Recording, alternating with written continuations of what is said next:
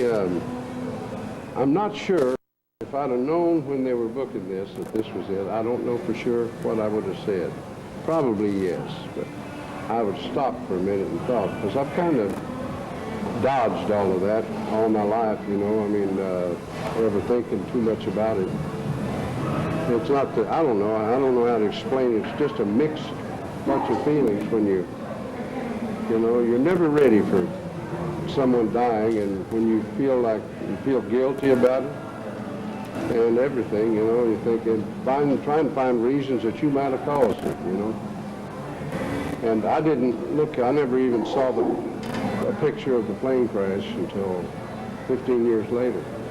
I wouldn't look at it. And I was in my house one day looking through a book, and all of a sudden I saw it. And I just looked at it, and I could pick out who was who. You know, but it's something I never a week goes by that I don't think of something about Buddy and those guys. Not a haunt of any kind. It's usually something good. You know, something I learned from them. Not long ago, I saw Richie Valens' sisters and their cousin. You know. We hung out with them a little bit, but it was a good thing, you know. But I learned that was a turning point. The night right here in my life, and that's probably why this place is the one I remember, and I don't remember anything before it. You know, like any ballroom or anything we played. I remember being in the bus, freezing to death, but I remember coming here and getting off the bus and going into a room. It wasn't like a dressing room at all. And there were a lot of chairs lined up, and that's where the Big Bopper came over. Buddy had told me that he had chartered the plane for me and him and Tommy also. And so that's where the Big Bopper came over, and he'd had the flu real bad. He was feeling terrible. The seats on that, he was a big man, and the seats were about like that. We were in a converted bus, school bus. And so he said, I got to get some rest.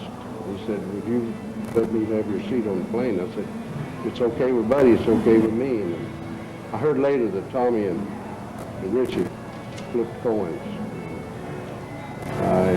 But I think of things every once in a while. I think something to laugh that went on that tour. It was quite an education for me to be so young. What effect did Buddy Holly have on your music and your career and your life? And attitude. Buddy was what I call an upper. He was laughing all the time. But he had another side to him, too. You messed with him, and you didn't want to mess with him. That was it. But I learned a lot musically from him. I learned about rhythms.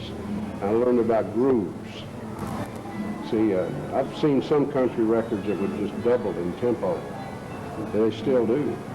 And they thought if it had a groove to it, and I've had a lot of things do that. Anyway, you know, they thought it'd be a rock and roll if you got too much of a groove going there. Buddy Holly and Don Was are two guys that lived in the pocket. What I call the pocket is when you get that rhythm and it don't stop, you know, and don't go anywhere but right. You know? And I learned that about it, not to compromise your music.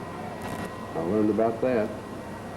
And, you know, and not anybody tell you what to do. See, they have a terrible thing about, you know, producers thinking that it's their record, you know.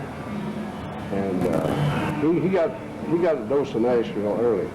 He went there and it was like they had a bluegrass band back in Buddy Holly singing rock and roll. He went nuts and went home. And I learned, you know, that you can, if it sounds different, that's good, you know. Because I'd write songs and I'd say, man, that don't sound like nobody's stuff, you know. And I finally realized, you know, from him that's good if it don't sound like nobody else. Because you know what? He was the only one. And the reason that he is, you know, like he was right in there with Elvis, but he was the only one to come along that didn't sound like Elvis. And had his own style. And he was the first to write his own songs. He wrote a lot of great songs. Is the Surf Ballroom as you remember it? I'm not in the, I was never in this part of it, but I looked out and it's, yeah, I can see the stage. And I think the other side of the room is where I was at. Other side of the, over there behind the stage. Because I remember steps going up, and I remember Buddy telling me to go get some hot dogs, and I came back. And we were sitting there, and him laughing, because he was in a cane bottom chair, he was leaned against the wall, right where you go upstairs. And he was laughing at me because I wasn't going on the plane. What are your tour plans for the fall and the winter? I don't know. I hadn't worked. This is the first night I've worked in a long time. I've been in and out of the hospital for about 2 months. I'm enjoying being off. I'm not going to do anything after. I'm going to Australia with a highwayman. And we're going to go to Australia and Hong Kong and Vietnam. And we're going to a whole month over there, Australia, and we're also going to Singapore. And I can't wait to get there and watch Willie get caned. I know he's going to get caned because he ain't never going to be able to not do nothing. And boy, he looked at me funny. I told him that about a week or two ago. I said, he said, you looking forward to going to Australia and all those places? And I said, yeah, I want to get to Singapore. He says, I said, that's the one I want to go to. And he said, why? And I said, I want to watch him cane you. We've heard rumors that there are several country western stars that are going to re-record some of Buddy's material. Do you know anything about that? Oh, yeah, I've already done one myself. You have? Yeah, I don't know who else is going to do it. It's going to be on Decca. And I did, Mark Knopfler, the Dire Straits, produced me. And we went in there and did a song that really wasn't finished. The song was a half a song. Because I remember when Buddy put it down on the tape. He said, this ain't finished, but I got to put it down where I can remember what I did. So it was called Learning the Game. And, of course, he's had it out, and they put music around it. We got a real good record. We hung in there, and he said, I said, you do know this song's not finished? And Mark Knopfler said, yeah, I know it. And I said, you do know we're not going to write any more, don't you? He said, yeah. Here at the Surf Ballroom, we have an annual tribute to Buddy Holly.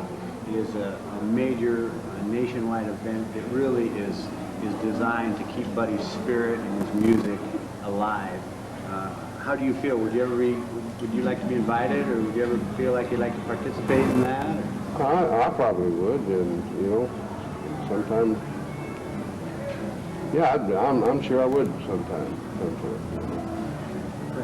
Have you ever thought about what your career would have been like if you'd have stayed in rock and roll? Well, that is a big misconception. I was never rock and roll. I really wasn't. I was probably the worst rock and roll bass player in the world. And, I learned a lot from rock and roll, doing things, rock and roll. Like I say, rhythms from Buddy. And, but I was never, I probably would have been a 2-minute overnight success in rock and roll. I never could have made it.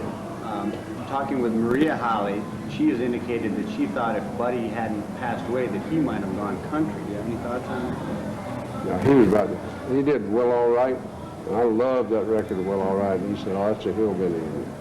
I think Buddy would have eventually been right in between Bob Seger and Neil Diamond, somewhere in there. I don't think, what he hated, just like I've always hated too, I hate labels. When people label somebody, that puts them in that little category where if you need them again, you can go get them out of that little pocket. He might, he would have done whatever he wanted. I know he would have done a country album. He had the greatest idea that he was going to do. He loved Ray Charles. And he had this idea to write songs, and all those piano riffs that he did, that Ray Charles did, he was going to do the Ray Charles arrangements on guitars. And if he'd have heard what I say, he'd have went crazy. He really loved Ray Charles very much. And I think Ray was one of the big influences on him. That, and I'll tell you somebody else loved him, Mickey and Sylvia. Loved his strings. Those straight eights on the guitar, I still use them a lot. You know. Waylon, it's an honor and a pleasure to have you here. Welcome back. Thank you. Thank you. Looking for a great show tonight. If I can remember all them songs, I would. Thanks. It's nice to be here. Thanks. Sir, can I just have you talking here? All right. Okay, thanks. Thank you. You bet. Lily who? Glad you're here, Waylon. Plate number. Okay, I'll get it.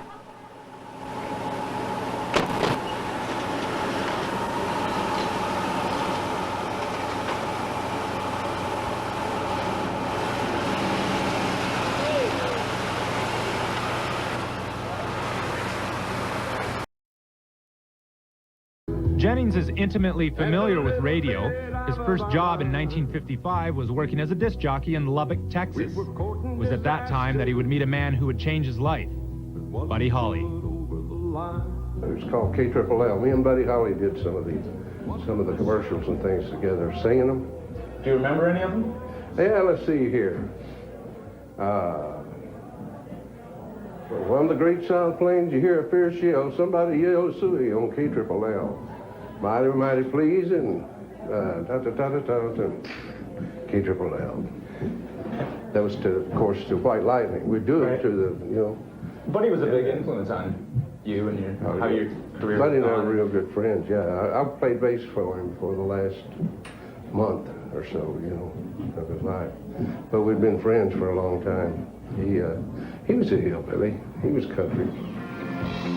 Holly, of course, died in a plane crash that also killed Richie Valens and the Big Bopper. Jennings was supposed to be on that plane, but had given his ticket to the Big Bopper. Waylon went on to create a new music, one that combined the rock and roll he learned from Holly with his Texas country roots. His accomplishments since those days are too many to detail in such a short time. But it's interesting to note that after all the innovations, the awards, the hits, the albums, the tours, Waylon and Willie, the boozing and the drugs, the movies, the contracts, the collaborations, and the history making, it still comes back to trying to make good music.